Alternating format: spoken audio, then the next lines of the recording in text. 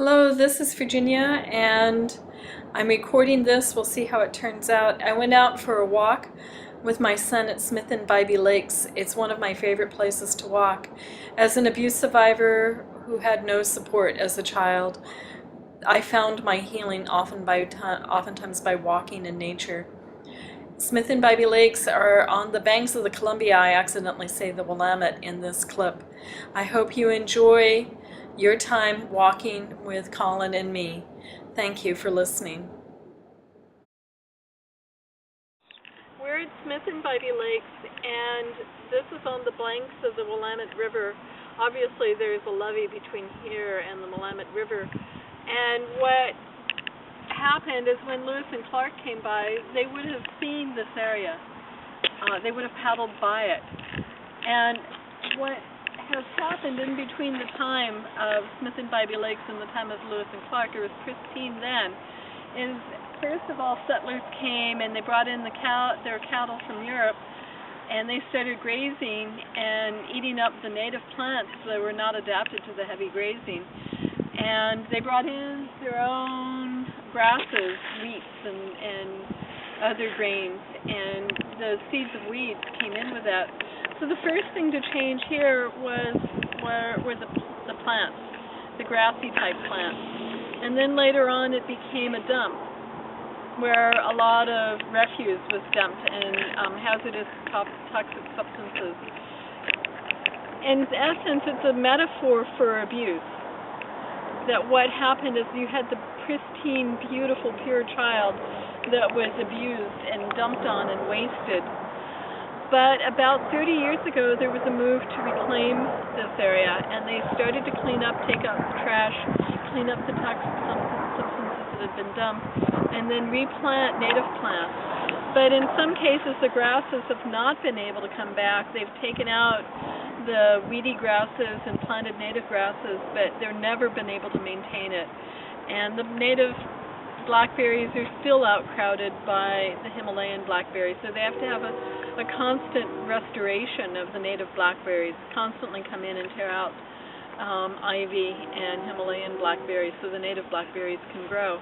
But on the other hand, what has happened is much has been restored, and it is a wonderful place for wildlife. And so I think it's a really good metaphor for abuse, that after the abuse we can heal. We can do a lot of work to restore our souls and clean our souls up and to have better coping skills and learn how to calm ourselves and learn how to be more loving and compassionate to others while we stand up for our rights with respect for others. But at the same time, there are probably some scars that are never going to heal. So as we walk along here, we'll look at this beautiful landscape now in the winter season and look at the nature that is here, that has been reclaimed, the life that is abundant here even in wintertime, and think about our own process of healing and using Smith and Bybee Lakes wetlands as a metaphor.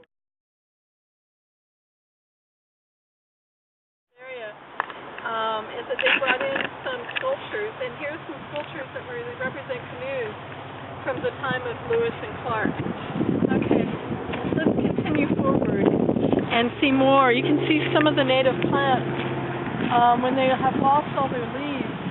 You can see the red shoots coming out. It's very beautiful, natural. And the cattails are all dead now, but you can see the cattails that are in the little mini wetland on the edge. Here's that Himalayan blackberry over here. You can tell the Himalayan blackberry because it has this purplish stem. And native blackberries are always green. They don't turn purple.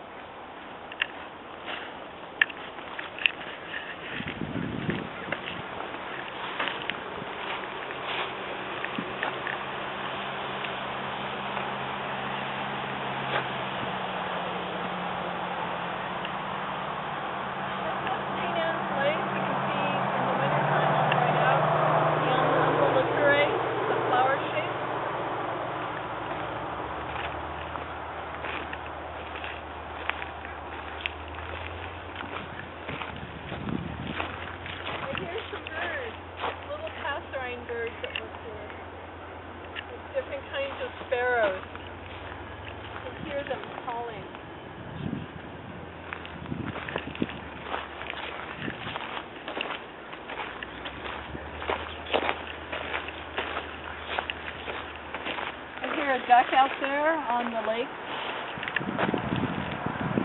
Be quiet and just listen to the birds. But maybe we need to be farther away from the road because I can hear too many of the cars.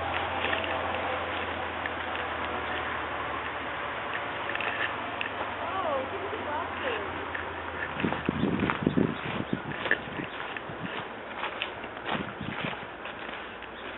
No, it's not a blackbird. It looks like a robin.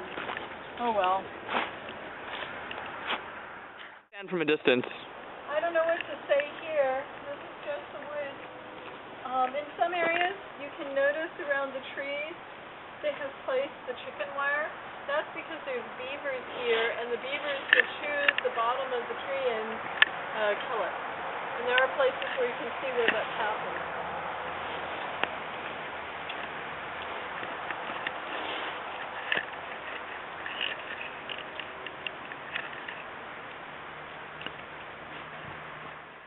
You can see the gnawing of the beaver's teeth there, and then you can also see some of the gnawing on the tree that fell.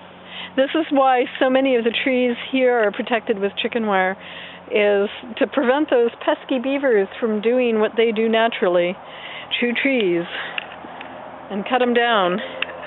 It's lovely here. Look at all the moss, the green moss. It's a moist year because there were 50 inches of rain this year.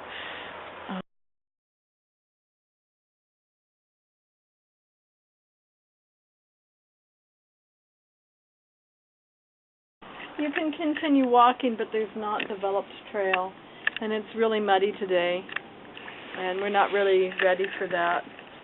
So we're just sitting here. It's very peaceful, very quiet. You can see some of the light industry in the distance, but you also see acres and acres of nature.